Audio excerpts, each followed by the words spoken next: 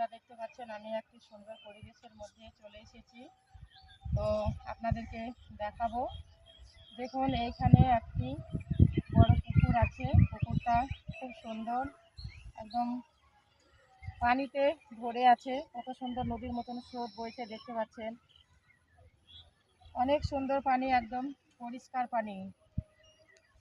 তো আপনাদেরকে দেখাচ্ছি পুরো এটা ঘুরিয়ে, পুরো পাতালটা ঘুরিয়ে দেখাচ্ছি। দেখুন, পাতালে পাতালে সুন্দর সুন্দর গাছ আছে। কড়াই মিনের গাছ আছে, বাঁশের ঝাড় আছে, লেবুর গাছ আছে এবং অনেক রকমের ঘাস বিশালি বেরিয়ে আছে।